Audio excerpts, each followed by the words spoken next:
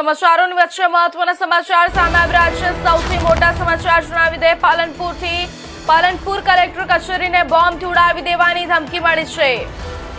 મહત્વના સમાચાર જણાવી દે પાલનપુર કલેક્ટર કચેરીને બોમ્બથી ઉડાવી દેવાની ધમકી। વધુ એક વખત કલેક્ટર કચેરીને બોમ્બથી ઉડાવી દેવાની મળી ધમકી। બોમ્બ સ્ક્વોડ અને ડોગ સ્ક્વોડ દ્વારા તપાસ હાથ ધરવામાં આવી। કચેરીનો સ્ટાફ કચેરી છોડી કચેરી બહાર। કલેક્ટર કચેરીમાં સન્નાટો છવાયો। મહત્વના સમાચાર સામે આવી રહ્યા છે। પાલનપુરથી બ્રેકિંગ ન્યૂઝ જણાવી દઈએ પાલનપુર કલેક્ટર કચેરીને બોમ્બથી ઉડાવી દેવાની ધમકી મળી છે।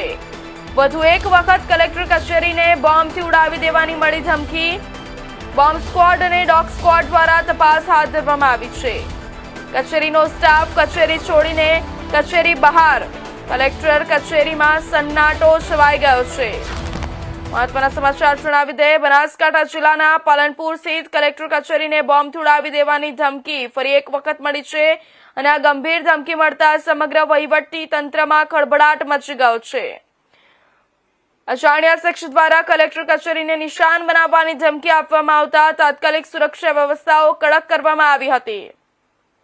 ધમકી મળતાની સાથે જ પોલીસ વિભાગ બોમ્બ સ્ક્વોડ અને ડોગ સ્ક્વોડની ટીમોને કલેક્ટર કચેરી ખાતે બોલાવવામાં આવી હતી। સમગ્ર કચેરી અને આસપાસના વિસ્તારની સઘન તપાસ હાથ ધરવામાં આવી। સુરક્ષાના ભાગરૂપે કચેરીમાં કાર્યરત તમામ અધિકારીઓ અને કર્મચારીઓને તાત્કાલિક બહાર કાઢવામાં આવ્યા હતા। કચેરી ખાલી કરાવ્યા બાદ આસપાસના વિસ્તારમાં પણ ચુસ્ત બંદોબસ્ત ગોઠવવામાં આવ્યો હતો। બોમ્બ સ્ક્વોડ અને ડોગ સ્ક્વોડ દ્વારા કલાકો સુધી તપાસ કરવામાં આવી।